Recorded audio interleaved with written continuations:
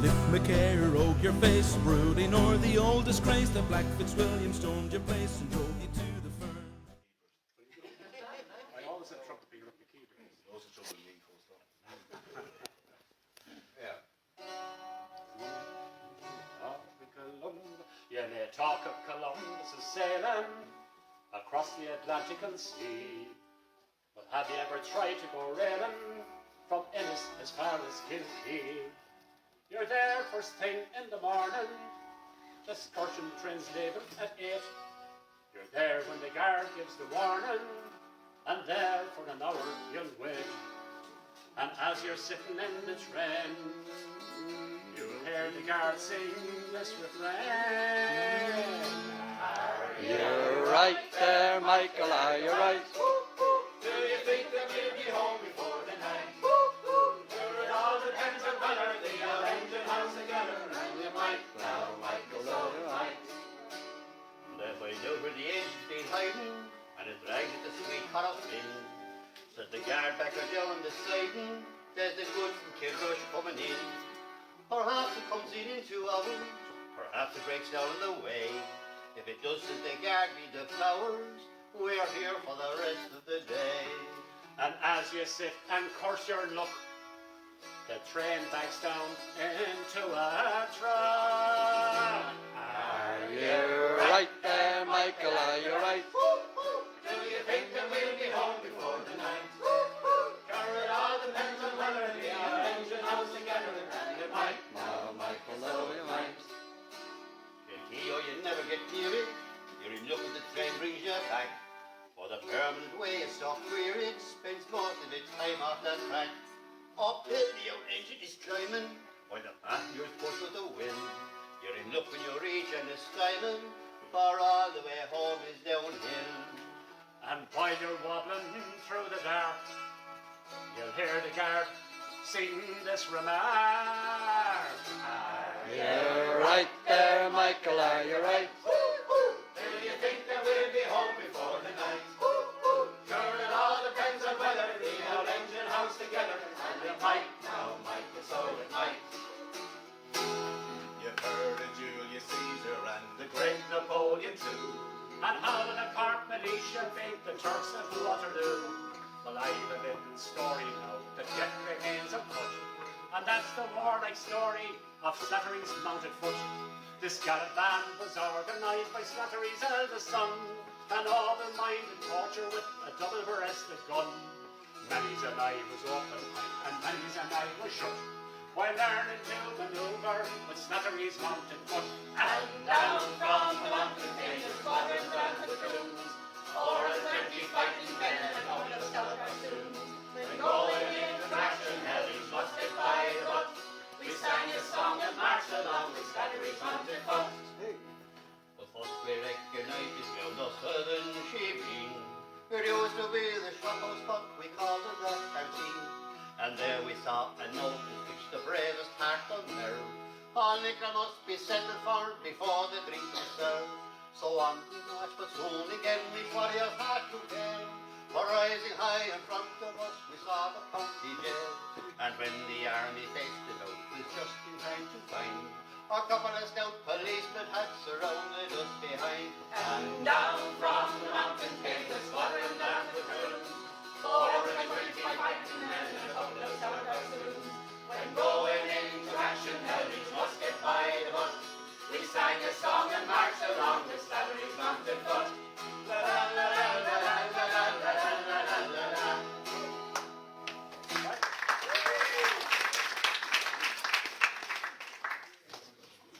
I'm going to slow it down now a little bit. I'm going to recite a poem that you probably all learned in school. And it's The Old Woman of the Road by Puc Ar Buille. And it's as topical today as it was then, with homelessness all over the world. Oh, to have a little house, to own the hearth and stool and all, the heap sods against the fire, the piled up turf against the wall. To have a clock with weights and chains, and pendulums swinging up and down. A dresser filled with shining delf, speckled and white and blue and brown. be happy all the day, clearing and sweeping my hearth and floor, and putting on the shelf again my blue and white and speckled store. I could be quiet there at night, beside a fire and by myself, sure of a bed, and loath to leave the ticking clock and shining down. Och, but I'm weary of mist and dark, and roads with never a house nor bush. 'Tis tired I am of the bog and road, and the crying rain, and that silent hush. And I am praying to God on high, and I am praying him night and day, for a little house, a house of my own, out of the winds and the rain's way.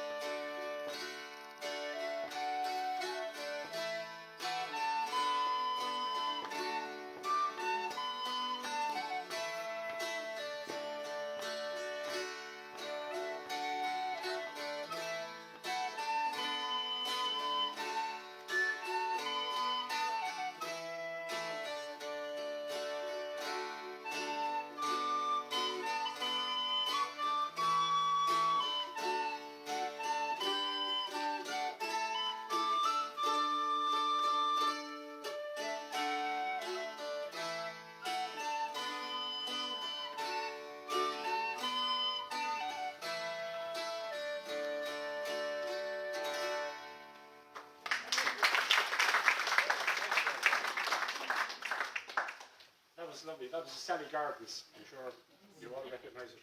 The Salley Gardens are from where I come from myself, Sligo. We'll talk more about that later. No, we won't. Yes, we will. Actually, it's just the fact that the Pan Celtic Festival, it's very important.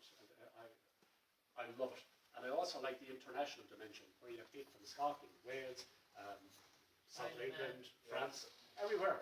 And one thing that I like is, last night we were up in the Irishman's, and we had lads there singing in Scottish Gaelic, in Welsh, and I think it's wonderful.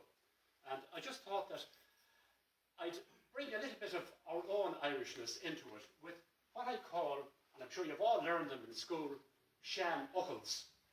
Have you all learned Shan Fhocals? Yeah? So I just thought I'd put a few together to remind ourselves, and maybe a bit of encouragement to try and keep a handle on our own language. And the very first one is very apt because it says, Ian got tussle log. Does anybody know what that is? Every beginning is weak. Sorry? Every beginning is weak. Absolutely. Up to the front here. Every beginning is weak. And I just added a little thing to that. It might make bring a bit of light to it, I don't know. Every beginning is weak, and every prince was for once a frog. Just something I added in there. God instantly is far of the home. Man over here, this man over. To be living without the law knowing you. Exactly.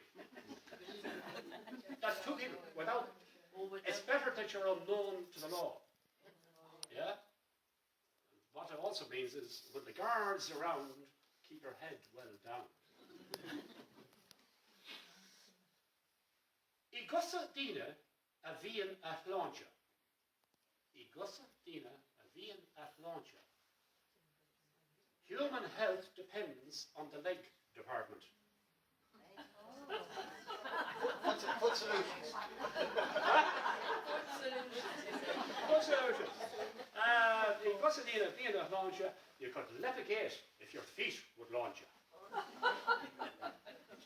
Now this is one which, well, might strike a chord with some people and maybe not. Was might let the canna pause. If you want to be criticised, get married.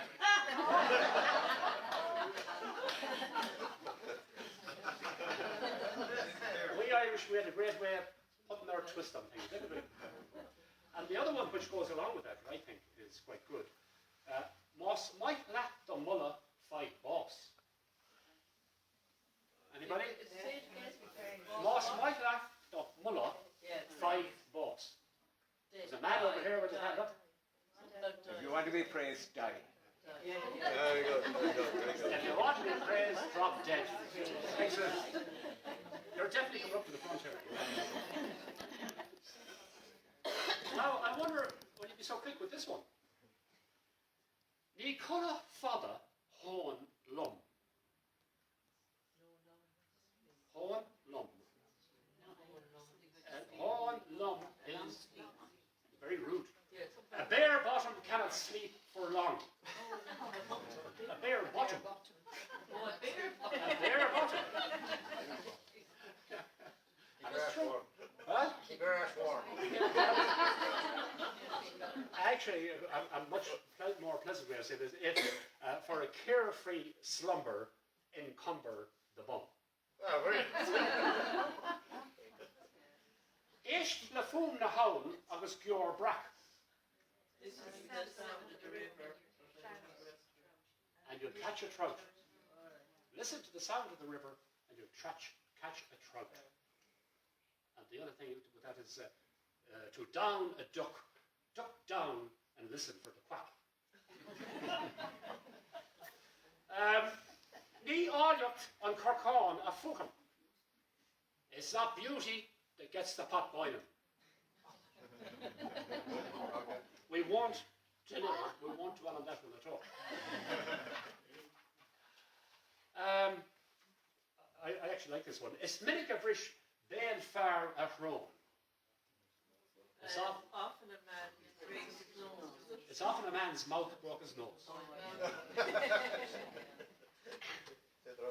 It's many a bhris béal fearr a throne, and the other one is you better watch what you say to Al Capone. I like this one. Morov le té agus morov gan é.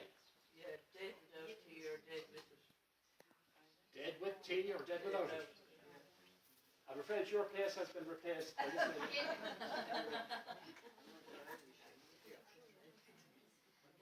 Ní hé lán a gcuithe lán a scoil. Ní hé lán a gcuithe lán a scoil. Here, boys. This fellow here. The windy Where is he? day is not the day for thatching. Excellent.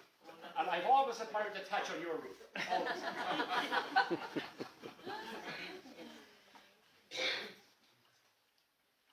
Í féidir an gobadán gá trá a freastal. What's that? Can't do two jobs at the same time. That's it. The crab cannot serve two shores.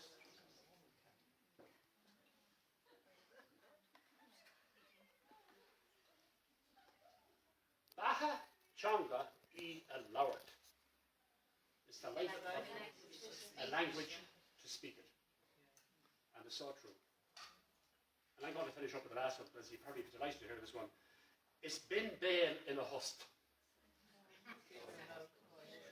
The sweetest mouth is silent. And silence is like gold dust. That's it. That's it.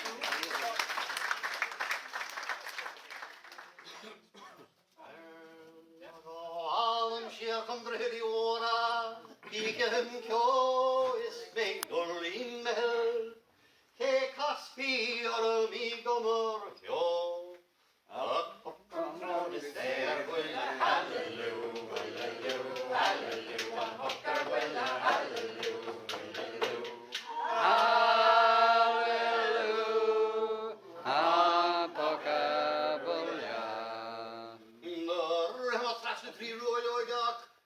Uishan Korach Fodnamuya, is Traska Davor, Shesnethataga, Usin Yona, Gimlef when you hallelujah, hallelujah, Puc Ar Buille, hallelujah, hallelujah, Puc Ar Buille. Near Aksha Carrigaris Gone, Nagorilla Forza, Con Mea Willa, Shanshin the Kashian Namba, oh, Lafan and Morna Hallelujah, hallelujah, hallelujah, Puc Ar Buille, hallelujah, hallelujah, Puc Ar Buille. The God Mori Balan Roshi is Valley Forcy, Conshin at Clipper, Bobul Sherrap, Da Excerpt Order, Da Beast the New Way and Shake Yubbly, hallelujah, hallelujah, hallelujah, Puc Ar Buille, hallelujah, hallelujah, Puc Ar Buille. Daini Kushlahigan Tranona, the Ansala Paroshka, Amanaguya, the Sudurtore, on the Boilish. Ahawan roder Puc Ar Buille. Hallelujah, hallelujah, Puc Ar Buille, hallelujah, hallelujah, hallelujah, Puc Ar Buille.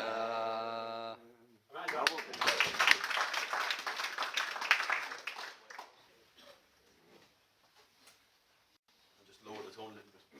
This is I'm going to recite a poem. This is a poem by Seamus Heaney, and it was actually the first poem in his very first poetry book, and it's one of his most famous ones.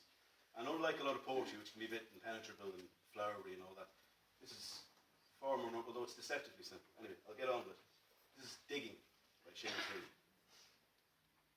Between my finger and my thumb, the squat pen rests, snug as a gun. Under my window, a clean, rasping sound when the spade sinks into gravelly ground. My father, digging. I look down till his straining rump among the flower beds bends low, comes up 20 years away, stooping in rhythm through potato drills where he was digging. The coarse boot nestled on the lug. The shaft against the inside knee was levered firmly. He rooted out tall tops, buried the bright edge deep to scatter new potatoes that we picked, loving their cool hardness in our hands. By God, the old man could handle a spade. Just like his old man. My grandfather cut more turf in a day than any other man on Toner's bog.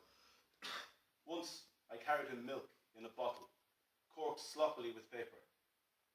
He straightened up to drink it, then fell to right away, nicking and slicing neatly, heaving sods over his shoulder, going down and down for the good turf.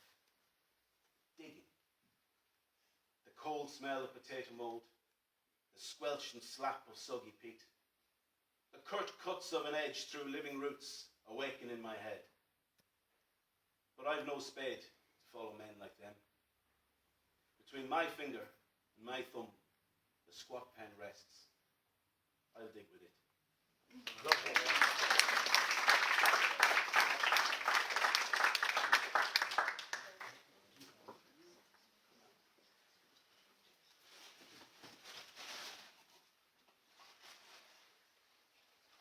Sorry, John, I'm going home too. You went to go.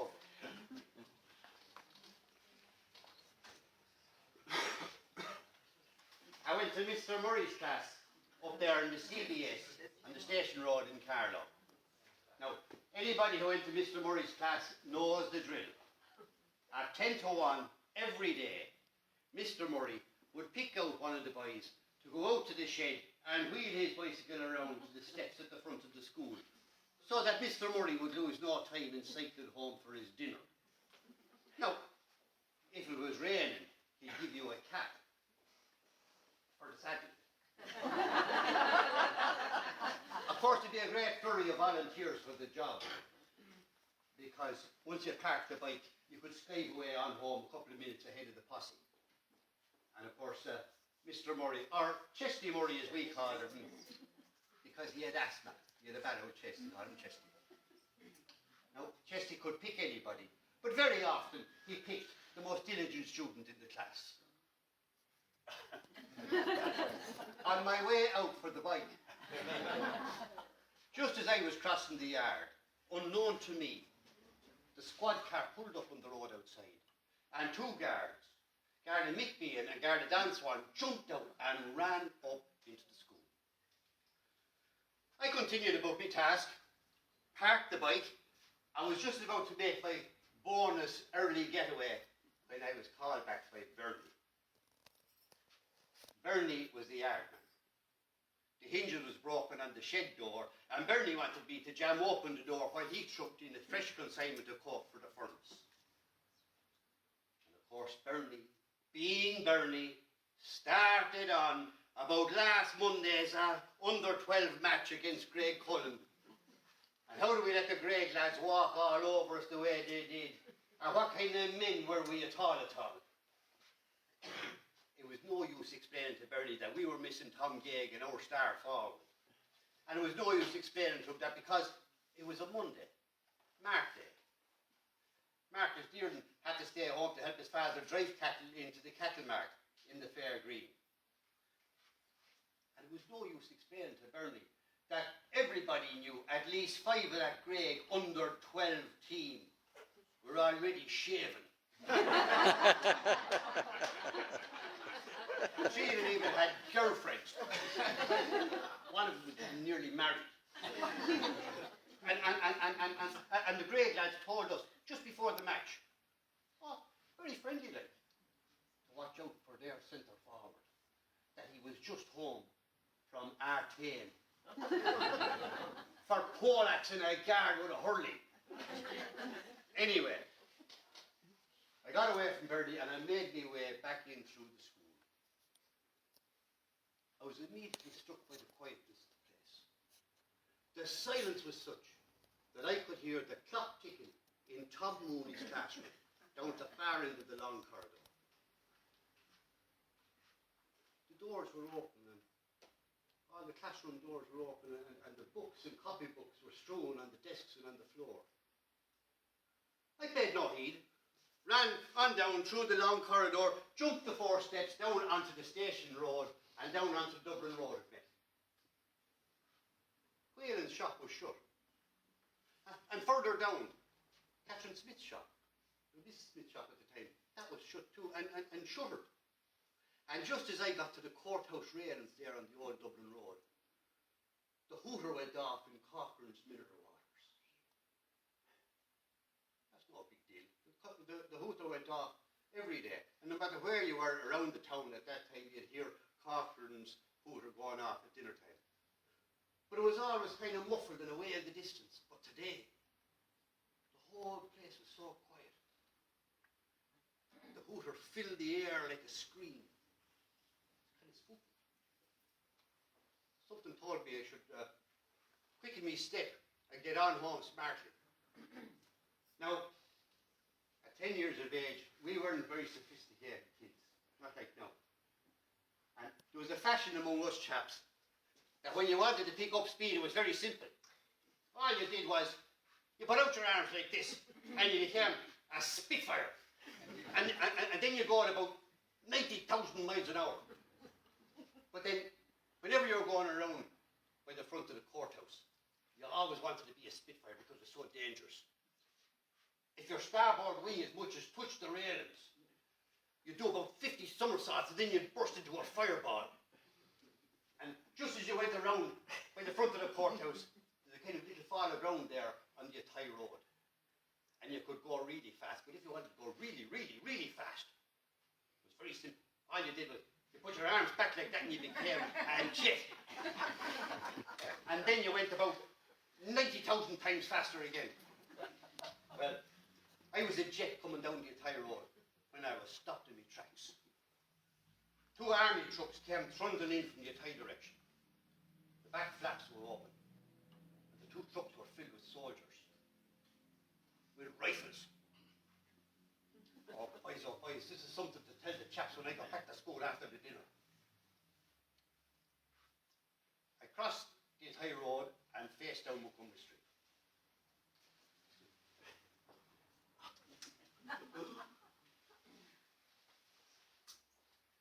Now, as you're going down Montgomery Street, there's a terrace of houses on the right-hand side, and there was a friend of mine, Robin James, lived in one of those houses. And just as I was passing Robin James's house, the door opened. Mrs. James put her head out, and she said, "You Hickey, get home quick before the rabbit dog gets you." Door shut. The rabbit dog, whatever that was. I was a hardy little fella. I wasn't too afraid of dogs. Whereas a rabbit dog, whatever that is, I'd eat him. Our house was down at the end of Montgomery Street, and there was about 30 yards of a path between our front gate and the doorway. When I got to the front gate, my mother was waiting for me at the gate. And she ran me up the path so fast. That I remember looking back over my shoulder to see what way had she got her wings. Was she being a Spitfire or a jet? Inside the front door, door locked. Charles Mitchell was reading the news on Radio Lairge, and it was then I heard the story. There was a rabid dog seen in South Kildare, where a farm worker had to escape with his life by locking himself inside a hen house. The dog was last seen heading towards Carlow. And the superintendent of the guards was called in the army to track down this rabid dog. And until the dog was hunted down, everybody was advised to stay indoors. So, I was inside, ate my dinner, when my father came home. I should explain here now, my father was a guard in Carlow at the time. My mother said, "Sit down there, Jack, and have a bit of dinner and a cup of hot tea before you go back out again." The guards have been out all morning on their bicycles, searching all the townlands from Carlow to Athy. I was sitting down at the window, getting stuck into the rice pudding and jam, when I froze, walking up through the garden. Was a huge Alsatian dog. His mouth was open, and his tongue was hanging out, and there was drool coming out of his mouth, and the hair was standing up on the back of his neck. And he had his eye fixed on the window where I was sitting. I could not move, and I dropped the spoon. My mother looked down, she said, "John, what's wrong?" And then she says, "Jack, that dog is in the yard." Straight away my father went down to the bedroom where he kept a gun on top of in a box on top of the wardrobe. But I couldn't move. The whole time, the dog kept walking. The hens were scattering on either side. But he never took his eye left or right. But he kept his eye on the window where I was. In the corner of my eye, I could see my father coming around the side of the house. At the last minute, the dog saw me.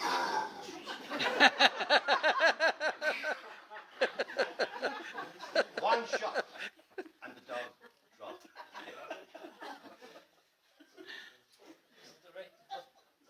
I can never remember what exactly happened next, but I do remember that the entire Irish army was mobilised at our gate. There was a reporter and a photographer down from the Nationalist. All the guards were there. And I remember two soldiers stretching the carcass of the rabbit dog on a Joshua and Watson corn bag and slinging him into the back of the army truck, slapping the tailboard shut, and the truck took up Montgomery Street like the hammers of hell. And all the people out, the Joneses and the Quinlans and the Goffs, and they were all out looking. And the best part of the whole story was the next day when I went into school. Martin McDermott says to me, "I hope this now is not going to go to your head." Oh, Dawson's right. Chesney Murray told me to get up in front of the school and tell the whole story. The story of the rabbit dog. Thank you. Bernard, I'm actually hoarse now from all the singing in your face. I'll see. Mightn't go right for me. Shema Leach Ma Ghile Mear, Shema Heser Ghile Mear, Soon na Shenni Boris Finn, Ochoig Igen Ma Ghile Mear. Shall the rouse im Vagen have, Zenish im Wein Trachate Tre, Smachel like trower, na dun go drain, the vorna canuck is in again. Shema Leach Ma Ghile Mear, Shema Heser Ghile Mear, Soon na Shenni Boris Finn, Ochoig igen Ma Ghile Mear. Bim Shabun boirt gachlo, Cui go cruig zij tournen jor. Maar squeala oim an Buchel bio, Snarifter toerisch oik ma vroon. Shema Leach Ma Ghile Mear, Shema Heser Ghile Mear, Soon na Shenni Boris Finn, Ochoig igen Ma Ghile Mear. Ní lauren coach go suirker noin, is níl go gairig gwilte cno. Na vagen haurig id land hef kioig, o dimig sé uim an Buchel bio.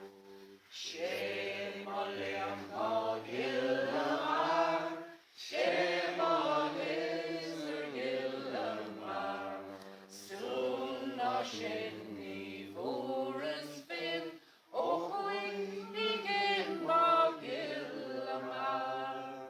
Shema Leach Ma Ghile Mear, Shema Heser Ghile Mear, Soon na Shenni Boris Finn, Ochoig igen Ma Ghile Mear.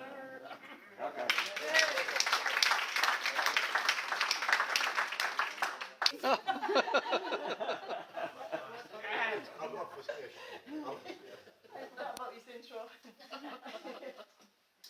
Obfuscation. Now, isn't that some word? Obfuscation. I only heard it myself this week, and I thought it was a nice one to throw in, even if you didn't know what it meant. But apparently it means that we Irish are very good at answering a question, but we don't really, we give a big long answer, but we don't really answer the question. Now, the sketch you're going to see now is from The Field by John B. Keane, and it's the interrogation of the bird by the sergeant. The bird the bird has seen the murder, and the Bull McCabe has done the murder, and it was all over a field. So this piece shows what it's like to be interrogated by the Irish police, and it stars Michael Summers and Paul McManus. I give you, ladies and gentlemen, an excerpt from The Field.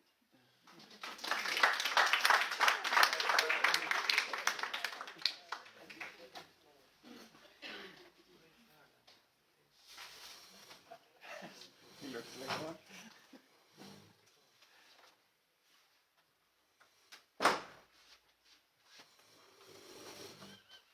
Bird. Bird.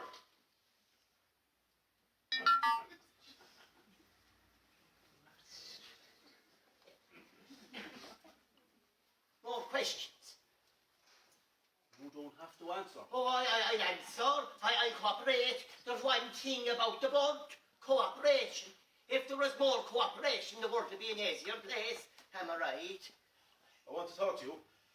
Well, you can depend on the bird. Now, Sergeant, what can I do for you? The night of the murder. Of course. You say you were here at the time, with the Bull McCabe and his son Ty, in their company. Oh, no, that is correct. Exactly what was spoken. Dead right there for a start. And a big change from the plain clothes. Now, as far as I can remember, Lord, the Bull Paul McCabe was never a friend of yours. How come then you spend the night drinking together? Oh, well, I'll forgive any man, Sergeant, any man. Let bygones be bygones, that's my policy. You're sure you weren't anywhere near Maggie Butler's field over the river that night? Oh, neither near it nor within it. Arrived here at Flanagan's pub time 9:25 p.m. Joined forces with my two friends. Did remain with associates on premises until 2:45 a.m. Arrived home at 3 a.m. sharp. Fried sausages, 1 pound and 1/2 and 1 ring of pudding, white, made pot of tea for Self Bull McCabe and Sunday. It's a good night to say, who departed for home, was in bed at 3:45 p.m. and that is my story. Long enough, has told to 7 different detectives on 7 different occasions, and has told to yourself right here, right now, on this day of our Lord, 1965 AD. Very nicely put together too. You have any ideas about who might have killed this man? Well, I am of the opinion that this crime was committed by thinkers, or if it wasn't done by thinkers, it was done by persons unknown. You see, them are the biggest blackguards of all, those persons unknown, because they do things unknown to people, and no one knows who they are. Oh, definitely persons unknown. I see. And have you any proof of this? It's only my opinion, Sergeant. It's only my opinion you wanted. Opinion isn't evidence. I'll watch you night and day from this on, you dirty little sewer rat. I'll haunt you, because I know as well as you do who committed the murder. And I think you were present when it happened. If I were a big knife, you wouldn't haunt me. You know who you'd haunt, all right? It is my opinion, Bud, that you witnessed this murder, and your silence was bought for a few pounds. How much did you get? 5 pounds? 10 pounds? 20 pounds? Look, Bud, I'll guarantee you 500 pounds. 500 pounds hard cash if you will give me a hint. No one will know where the information came from. If I were to take that money, Sergeant, you'd be trying to solve a second murder, and you'd be no nearer than you are to solving this one. Who are you afraid of, Bud? The Bull McCabe, is it? Or Ty? Or both? 500 pounds. To just about pay my funeral expenses. It's going to be a funeral. Are you guaranteeing me that as well? I have to live, and what's more, I have to live in Carrick's murder, or no bloody murder.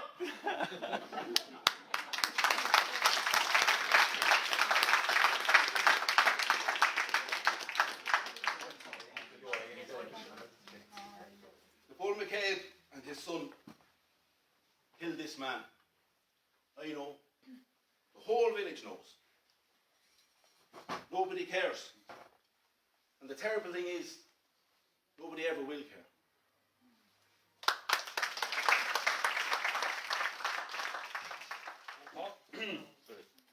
When night stirred at sea, and the fire brought a crowd in, they say her beauty was music in motion. And they, the few in the firelight, none thought her too proud. For the house of the planter is known by the trees. Men who had seen her drank deep and were silent. The women were silent wherever she went. As a drum that was rung, or a wonder told shyly. And oh, she was the someday in every week.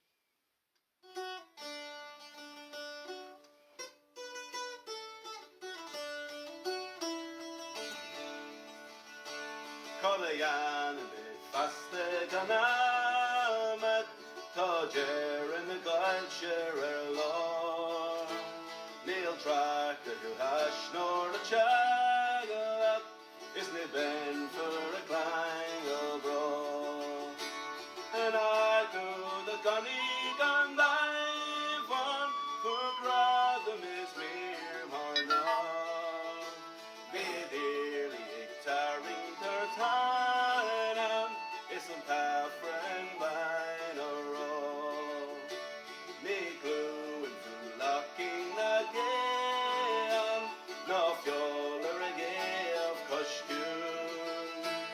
no fool in the market concern, Harvey Mill is cared on slew.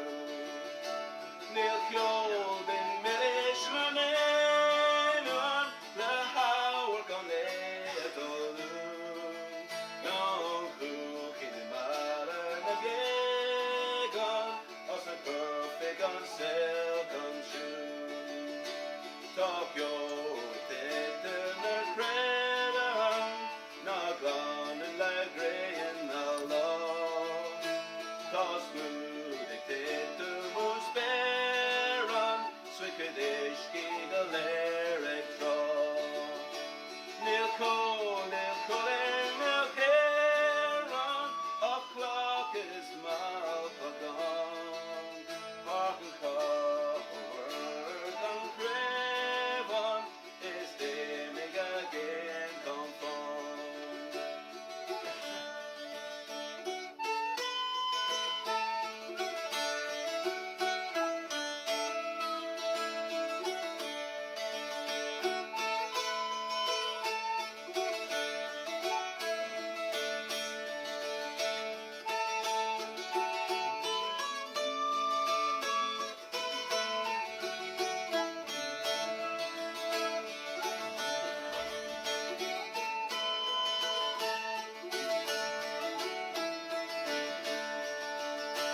Anish, Navaric, dot rerun, who it runs in the nail horse home. Anu, the hammer, Namina, forgotten so Francis is gone. Anish, Tora, Collega, Quina, Guy Barrigan, we August born. See the Torah, Michelle, Nanina, of Karen of your the dawn. Oh, after the very serious, go dog the sheerish golden slong.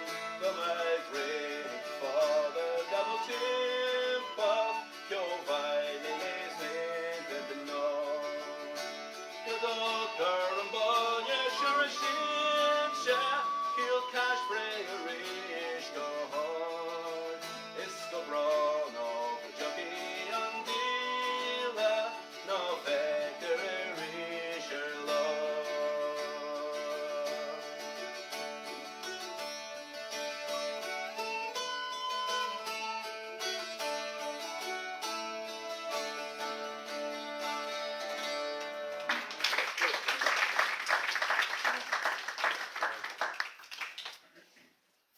I'm going to do the Maid in the Garrett now, but a little bit differently. I have often heard it said from my father and my mother that going to a wedding is the makings of another. Well, if this be so, then I'll go without a bidding.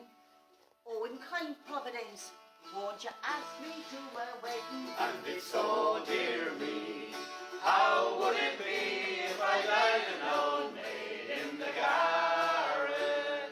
Now, there's my sister Jane. She's not handsome nor good looking, scarcely 16, and a fella she is courting. Now she's 24 with a son and a daughter. Here am I, 45, and I've never had an offer. And it's so dear me, how would it be if I died an old maid in the garret? I can cook and I can sew and I can keep a house right tidy. I can get up in the mornings and get the breakfast ready. And there's nothing in this wide world would make me half so cheery as a wee fat manny who would call me his own dearie. And it's so dear me, How would it be if I died an old maid in the garden? Well, come landsman, come townsman, come singer, come dancer, come soldier, come sailor, come rich man, come poor man. I'm not forgetting all the words now. You know. I need them at all to do, but anyway. Come rich man, come poor man, come bore, or come witty. Come any man at all who would marry me for pity. and it's so Dear me, what would it be if I died an old maid in the garden? Ah, well, I I'm away home, 'cause there's nobody heeding. There's nobody heeding to poor old Danny's pleading. Well, I'm away home to me own wee bit garret. If I can't get a man, then I'll surely get a parrot. And it's oh dear me, what would it be if I died an old maid in the gardens? Hey!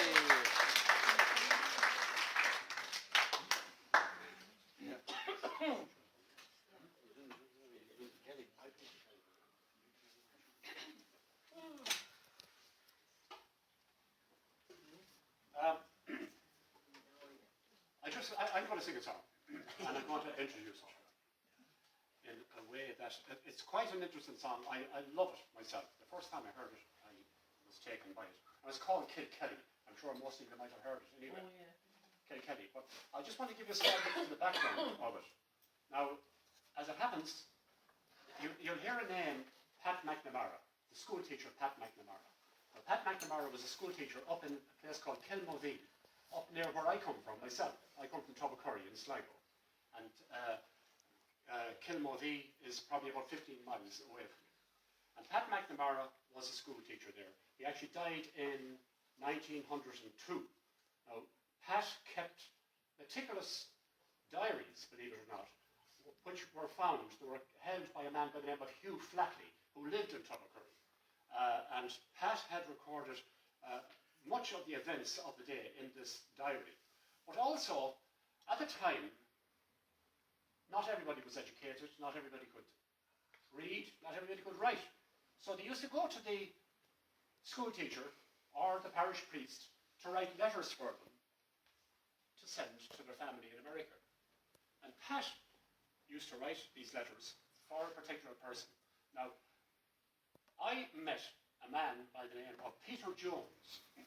And Peter Jones found letters in his parents' attic back in the 1970s. And I actually met him here in Ireland. And Peter took the letters, read them, and it was nearly like a history from 1860, 1870, 1880, right the way through. There were letters from a father to his son in America. And the people in Kilkelly actually paid tribute to Peter Jones and his sister. Like, his sister transcribed the letters for him. He wrote the song. Anyway, I've gone on enough. It's just the song is based upon these letters that were found in Peter Jones's parents' attic. Kilkelly.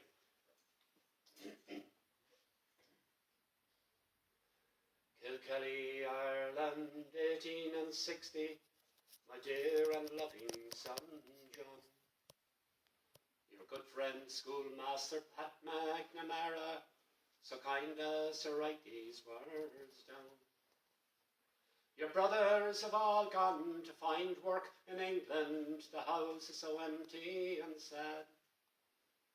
The crop of potatoes is sorely infected, a third to a half of them bad.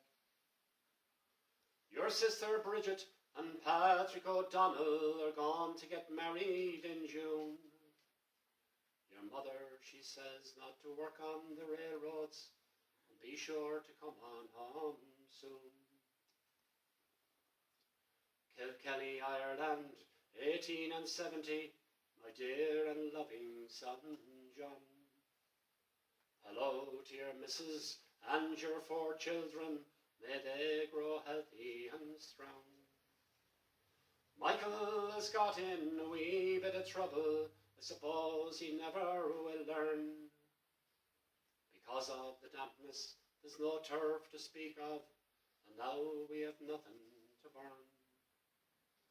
Bridget is happy and named the child for her, although she has 6 of her own. You say you got work, but you don't say what kind, or when you'll be coming home. Kilkelly, Ireland, 1880, dear Michael and John, my sons.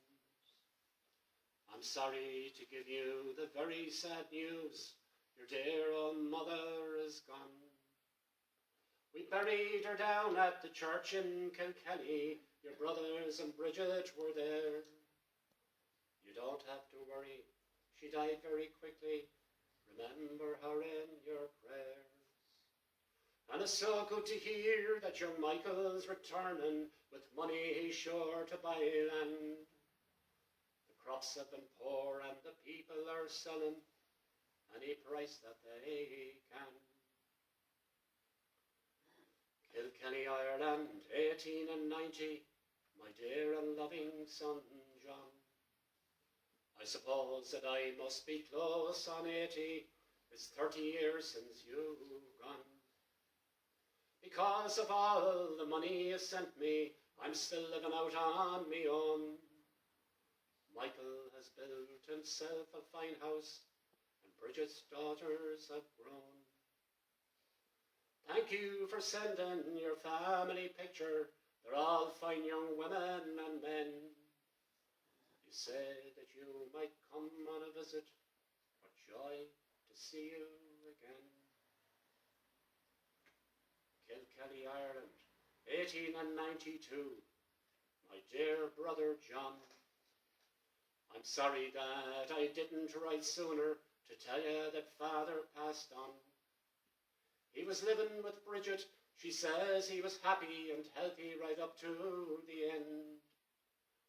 You should have seen him play with the grandchildren of Pat McNamara, your friend. We buried him down alongside of Mother, down at Kilkelly churchyard. He was a strong and a feisty old devil, considering his life was so hard. And it's funny the way he kept talking about you. He called for you at the end. Now why don't you think about coming to visit? We'd all love to see you again. Thank you.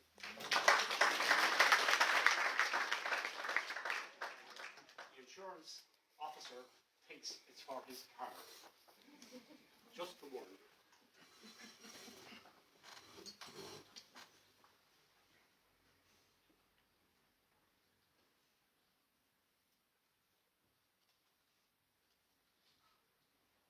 Look, the way to get 9 years now.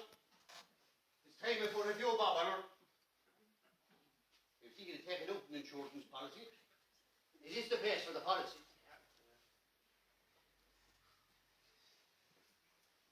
Excuse me, sir. Is this the place for the Would you mind me quiet a moment, please? I'm on a very important call here. I'll be with you when I'm finished. Oh, sorry, sir, sorry. He's on a very important call. Must be ringing the headquarters. All right. Yeah. Okay. That's no problem. All right then. Okay. Bye.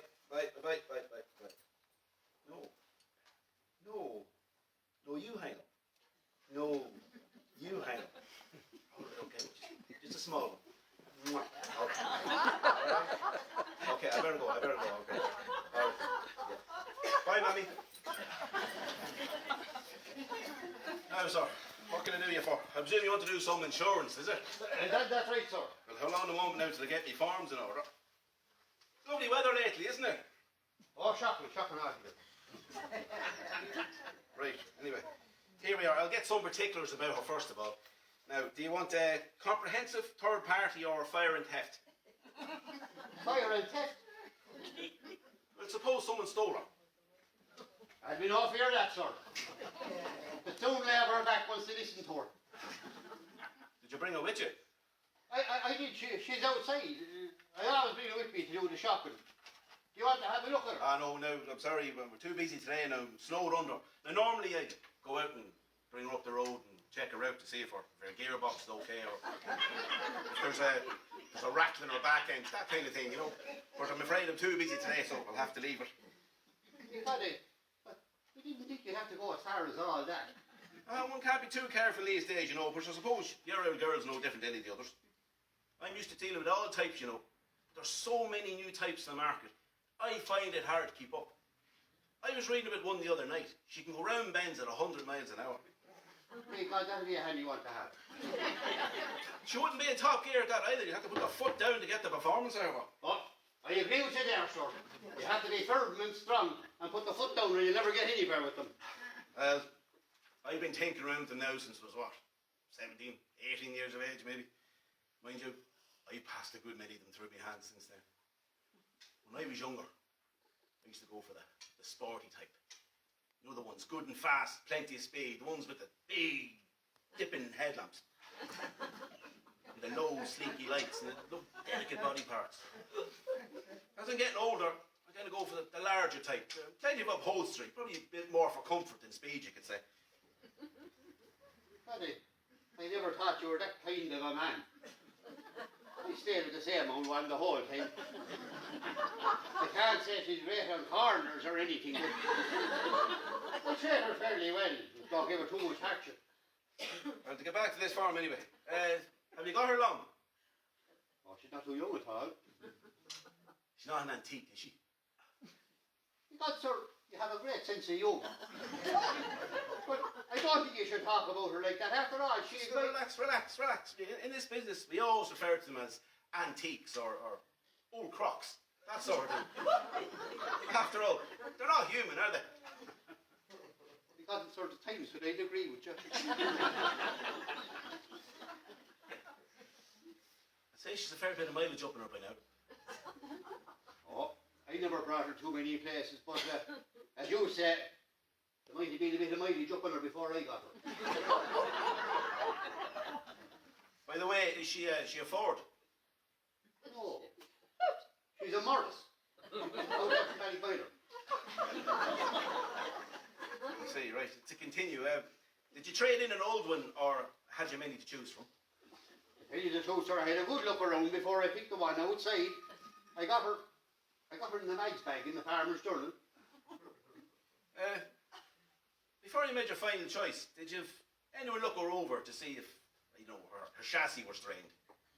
Tell you the truth, sir, I thought I was as good a judge myself as anyone. Has she been resprayed? Or are there any bumps or cracks on her? I don't bite in the questions you're asking. I never noticed any bumps or cracks on her. I suppose she has a few wrinkles all right and she's getting a bit grey. You keep her well shod. That is very essential, you know, in the frosty weather. And of course, I presume she has a spare tyre. Oh. So we all have one of them these days. Do you keep her in at night, or is she left outside? I suppose you must think I'm a terrible man. Of course I keep her in, under the same roof as myself. How does she behave in the mornings now? Is she very sluggish? I know. I wouldn't have to choke her now. By the way, how are her suspensions, shock absorbers, etc.? What? Did I get a shock off her suspender? Actually, never mind that. It's not important. I suppose we can pass over. I presume she gets the odd wash and polish. Oh, since we got the water in, it's the first Saturday of every month, head to toe. Seemingly, you look after the old yoke very well. By the way, did she ever overheat with you? Well, going up over the cuts there about a week ago, she got a high temperature right enough. Does she pull a trailer? Not anymore. The best she can manage now is a wheelbarrow. Well, see now, I think that completes my questions now anyway. Oh, I'm very glad of that. God, I wonder was all of them questions necessary just to take out her policy. Yes, you know, there's a lot of questions to be answered. Mind you, it appears to me she's in remarkable order, considering her age. I'm a bit of an enthusiast myself, actually. Many's the time I take one out, just like yours. I take her up some quiet country road, spin her in the muck a few times. Mind you, I was always very careful not to leave any scrapes on her whatsoever. And then afterwards, I give her body a good scrubbing all over. As for your old crock, I was wondering, just with the experience, like, would you mind terribly if I took her out for a good ride?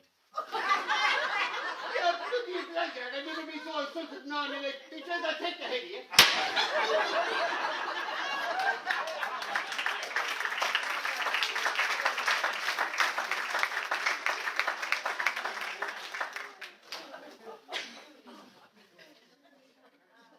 Near a warm winter sauce to fall, do fall,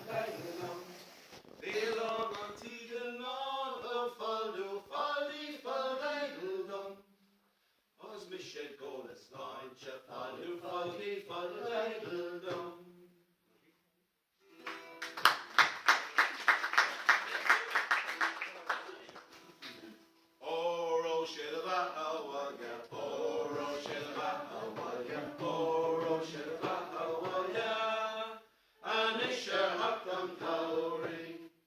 Bhaile Dían na that my Yakum, Lord me bio and ye got shocked and granio eldis Mila Gashkir, as Fogert Faner Gola. Oro Shedaba Walya, Oro Shedaba Walya, Oro Shedaba Walya, and Isher Hapton Towering. Agranio eleg Tartar Salya, Opi Male Margada, Yeri Feni Gorno Spani, Escriche Ruiger Gola. Oro Shedaba Walya, Oro Shedaba Walya, Oro Shedaba Walya, and Isher Hapton Towering. Oro Shedaba Walya, Oro Shedaba Walya, Oro Shedaba Walya, and Isher Hapton Towering.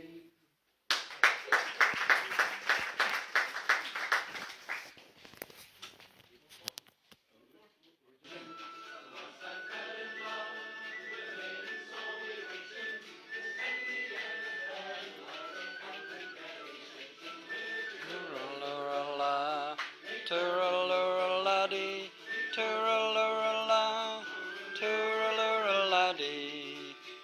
At the age of 17, I apprenticed to a grocer, not far from Stephen's Green, where his Henry is the grocer.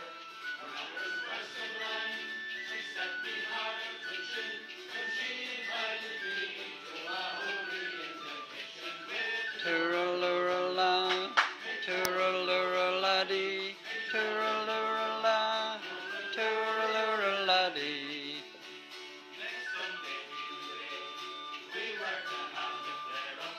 I guess we spent one day, and my friends and I we hair up. The captain had no wife, and he had gone up fishing, and we kicked up Bhaile, got roasted in the kitchen with Turalurala, turalurala-dee, turalurala, turalurala-dee. with her arms around me waist. She slyly hinted marriage, and Gordon threats and race, gave Captain Kenny carriage. Her eyes were full of hate, and poison she must stick me, when the captain at the door walked straight into the kitchen with Turalurala-dee, turalurala, turalurala-dee. Now and then she didn't like me, but she gave a flapping Ghile, for Celtic didn't like me, and I was sent for trial. So I robbed the house, in spite of all her snitching, and I got 6 months hard for retorting in the kitchen with Turalurala, turalurala-dee, turalurala, turalurala-dee, turalurala, turalurala-dee, turalurala, turalurala-dee.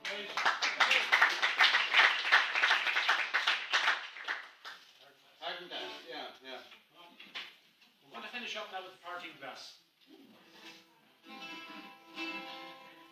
Of all the money that e'er I had, I spent in good company, and all the harm that e'er I done, alas, was done to none but me.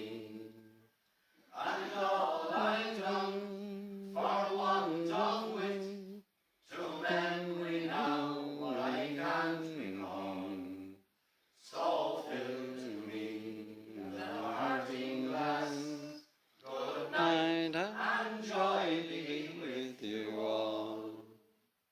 Of all the comrades that e'er I had, they are sorry for my going away. And all the sweethearts that e'er I had, they would wish me one more day to stay.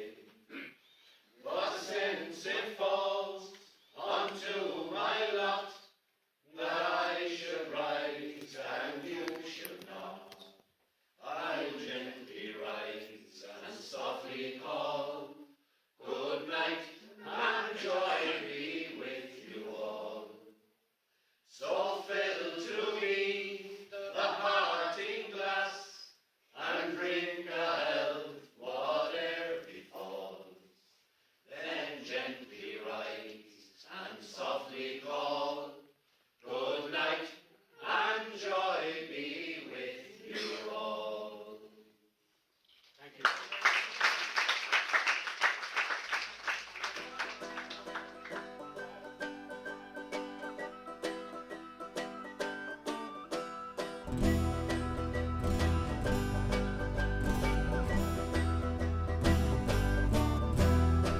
McCare, oak your face, Brodie nor the old disgrace. The Black Fitzwilliam stormed your place and drove you to the fern. Grace said victory was sure, soon the five ran he'd secure, until he met at Glenmalure, Dick McHugh O'Byrne. Curse and swear, Lord Kildare, fate will do what fate will get. Now Fitzwilliam, have a care, falling is your star low. Up with halberd at the sword, on we go for by the Lord. Dick McHugh has given his word, follow me up to Carlow. See the swords of Glenamal, flashing o'er the English belt. See all the children of the Gael beneath the Burns banners. Rooster of the fighting stock, would you let an English cock crow out upon an Irish rock? Fly up and teach you manners. Curse and swear, Lord Kildare, fate will do what fate will dare.